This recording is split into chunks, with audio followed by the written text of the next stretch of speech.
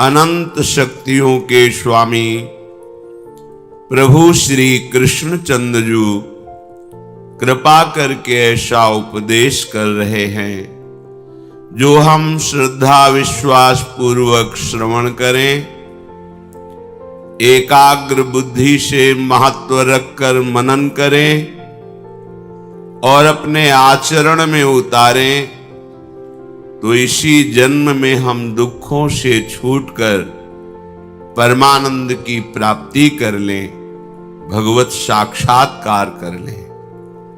ये बढ़िया अवसर मिला है। जितने भी ब्रह्मांडों में लोक लोकांतरों में सृष्टि है,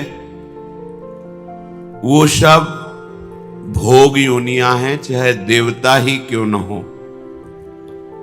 वो नवीन कर्म करके अपनी उन्नति या अवनति नहीं कर सकते। 83,99,999 योनियों में ये छूट नहीं दी गई है कि आप नवीन कर्म करके भगवत प्राप्ति कर लें या दुर्गति कर लें। ये केवल एक योनि मनुष्य योनि को दी गई है। इसी मर्त्य लोक में भगवान जब नर रूप में अवतार लेते हैं तो एक रास्ता बन जाता है कि नर भी भगवत स्वरूप हो सकता है। जब भगवान नर रूप तो नर भगवत स्वरूप हो सकता है।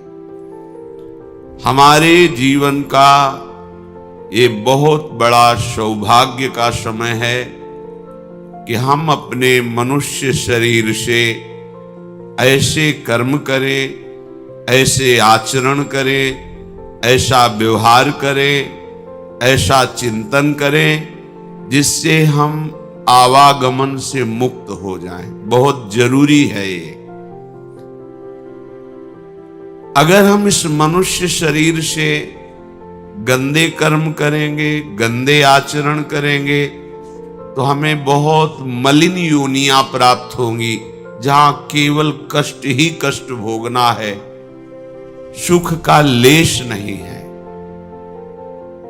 और ये शरीर थोड़े दिनों के लिए मिला है। पता नहीं कब हमारे जीवन का अंत हो जाए, और जीवन रहे भी तो स्वस्थ रहे या ना रहे इसका भी पता नहीं। कोई भयानक रोग हो जाए, पूरा चिंतन हमारा उसी रोग के दुख में लिप्त हो जाए तो भी जीवन व्यर्थ चला जाएगा। माया प्रतिपल अपना प्रयास करती है जीव को घसीट कर मलिन आचरणों में लगाने का।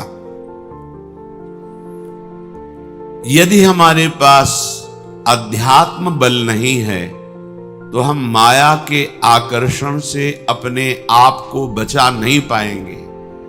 और माया का मलिन आकर्षण प्रधान 6 हैं: काम, क्रोध, लोभ, मोह, मद, मत्सर। इन्हीं से सर्वनाश हो जाता है और ये सबके हृदय पर अपना अधिकार रखते हैं। इनका अधिकार देहाभिमान के कारण है।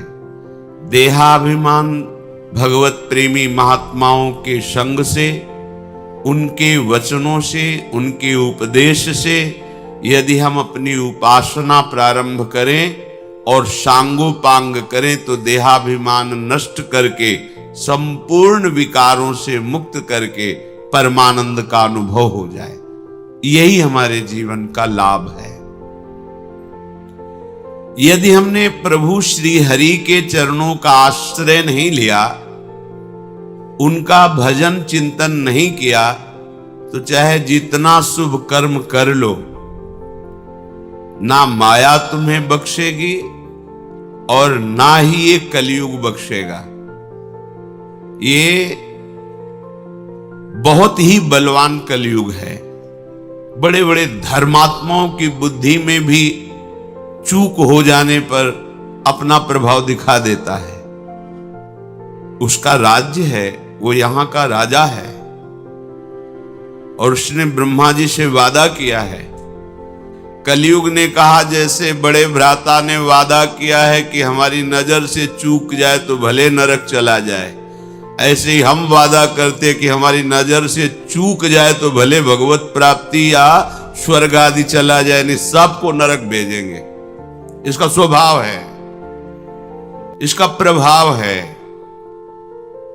जब कलयुग का प्रभाव ऊपर पड़ता है तो शराब पीना, मांस खाना, पराई स्त्री से व्यभिचार करना, हिंसा करना, चोरी करना, छल कपट, ये सब आ जाता है। आसुरी प्रवृत्तियां हृदय में साम्राज्य कर लेती हैं और हम बिल्कुल विवेकहीन होकर के इन्हीं आचरणों से दुर्गति को प्राप्त हो जाते हैं। अगर कलयुग के प्रभाव से बचना है, हमें उत्तम गति प्राप्त करनी है, अर्थात हमें सदैव सुखी रहना है, हमारे जीवन में कोई विपत्ति हमें परास्त ना कर पावे, तो हरि स्मृति सर्व विपद विमोक्षणम, भगवान श्री हरि का स्मरण करते हुए तदर्पिता अखिलाचारिता, जितने भी आचरण करो भगवान को समर्पित कर दो तो बच जाओगे, कलयुग का प्रभाव नहीं पड़ेगा। नहीं तो बड़े बड़े धर्मात्मा, विद्वान, ज्ञानी सबके ऊपर अपना प्रभाव डाल देता है। यदि नाम जप करोगे तो तुम्हें कलयुग का प्रभाव परास्त नहीं कर पाएगा।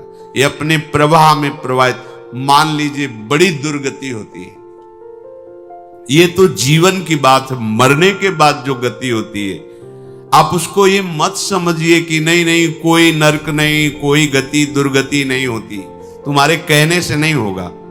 यहां तुम अपराध करते हो तो जेल मिलती है ना, पहले तुम्हारी पिटाई होगी, फिर तुम्हारा मुकदमा चलेगा, फिर सजा सुनाई जाएगी, आजीवन कष्ट भोगोगे, एक गलती का फल आजीवन।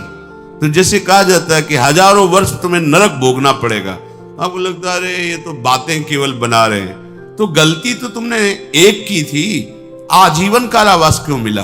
तो सोचो, यहां एक गलती अगर साबित हो गई हिंसात्मक, व्यभिचारात्मक, तो उसका परिणाम आपको जीवन भर क्लेश भोगना पड़ता है। तो क्या तुम जो पापाचरण कर रहे हो इसका परिणाम तुम्हें नरक नहीं भोगना पड़ेगा?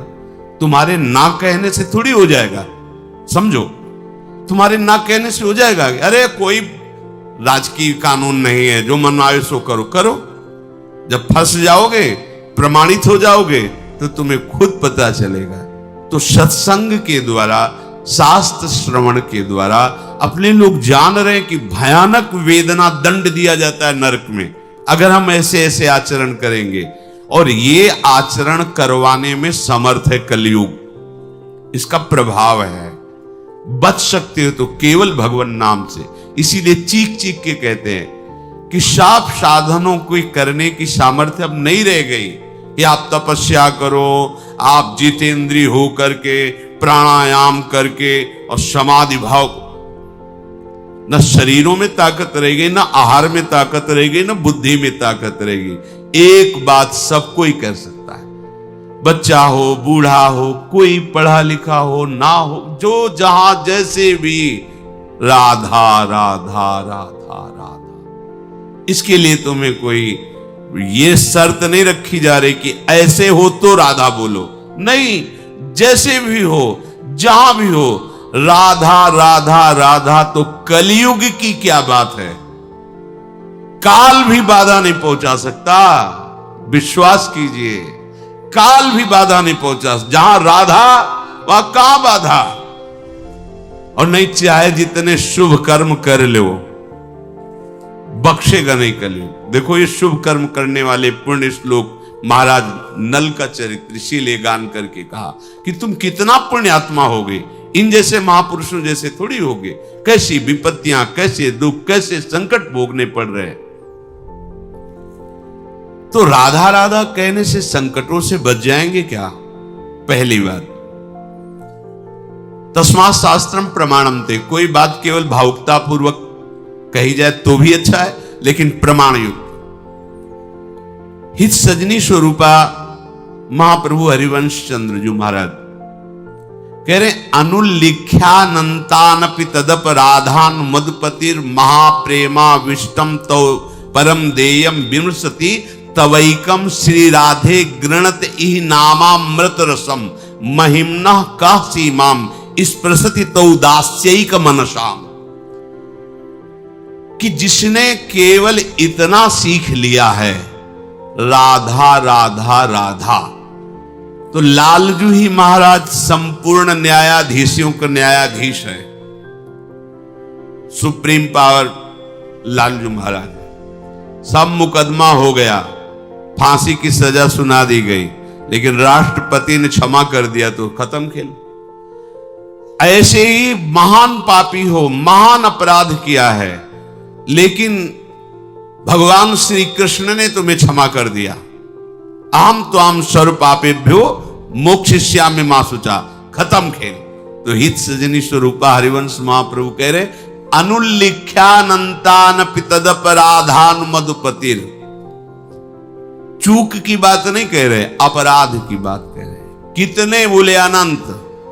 यदि तुम राधा राधा राधा राधा ऐसा रट रहे हो तो इस नाम के प्रताप को जानने वाले श्री कृष्ण चंद्रजू तुम्हारे पूर्व के सारे पाप नष्ट कर देंगे और आगे के लिखेंगे नहीं। अनुल्लिख्यानंतानपि तदपराधान मद।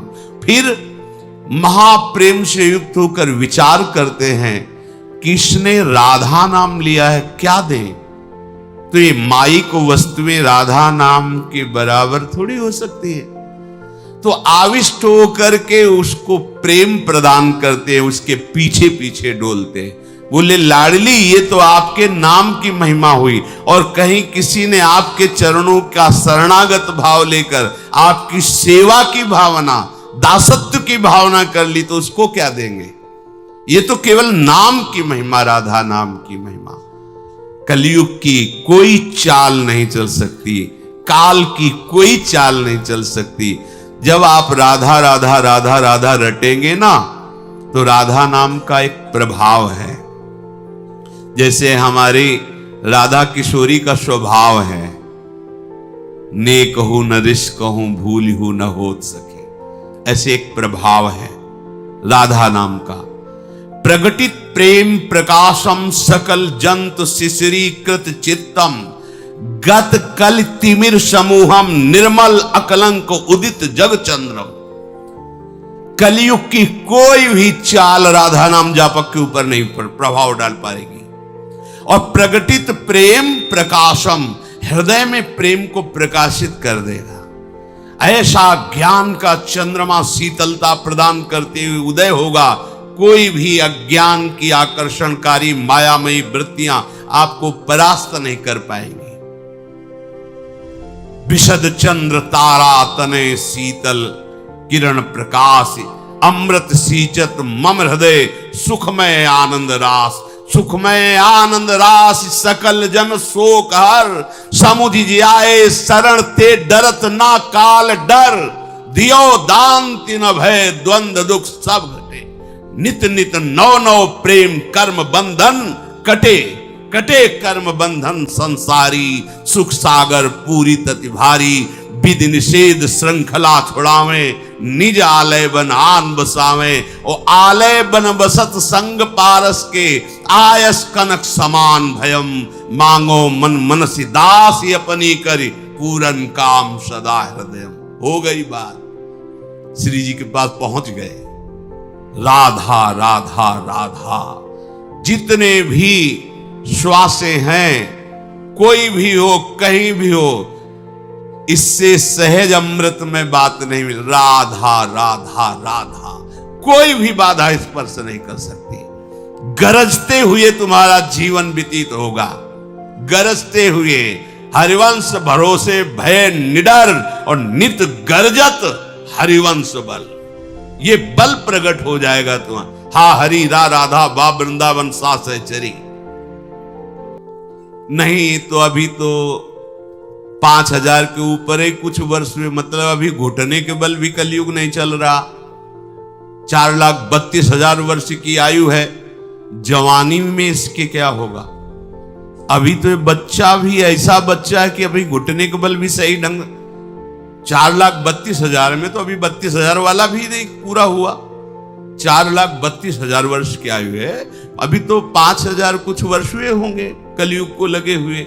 थोड़ा तो लाख में पहुंचने दीजिए, फिर देखना भाव भ्रष्टाचारा सब संसारा, धर्म सुने नहीं काना, कलिकाल बिहाल किए मनुजा, नहीं माने को अनुजा तनुजा। आने तो दो, ये मत सोचो कि अगला जन्म होगा तो हम भजन करके सिद्ध हो जाएंगे। बिना भजनानंदी सिद्ध महापुरुषों के आश्रय के भजन होता ही नहीं। भजन कोई छोटी मोटी बात नहीं। और कलिकाल का जैसा प्रचंड रूप बढ़ता चला जाएगा, ये सब अपने को नहीं मिलेगा। जो भगवत साधन चाहिए, ना आहार मिलेगा, ना संग मिलेगा, ना ऐसे महापुरुषों का सानिध्य, हम कैसे चल पाएंगे? अभी अवसर है, निकल चलो। ये बुद्धि को भ्रष्ट करने वाला कलयुग यहां का सम्राट है। अगर बच सकते हो तो केवल भगवान नाम से, दूसरा कोई उपाय नहीं, कोई उपाय नहीं। जगह जगह वर्णन किया गया। कृतयुगे ध्यायते विष्णुम त्रेतायाम यजतई मखई द्वापरै परिचर्यायाम कलौ तद्धरि कीर्तनात्। अन्य युगों में ध्यान की महिमा, पूजा सेवा की, यज्ञ की महिमा, लेकिन कलयुग में एक ही बात केवल बचा सकती, नाम जप। नाम दूसरा, नाम जप करो, नाम कीर्तन करो, नाम गुणगान करो, तो आप अपने जीवन को सुखद बनाने के लिए और जीवन के परिणाम को महासुखद बनाने के लिए भगवान श्री हरि के चरणों का आश्रय लेकर निरंतर भजन करने का अभ्यास करें। भगवान मंगल भवन है, सबका मंगल करेंगे, सबके दुखों को मिटाएंगे, सबके संकटों को मिटाएंगे। एकमात्र वही ऐसी सामर्थ्य रखते हैं, दूसरा कोई नहीं। श्री राधा वल्लभ लाल की।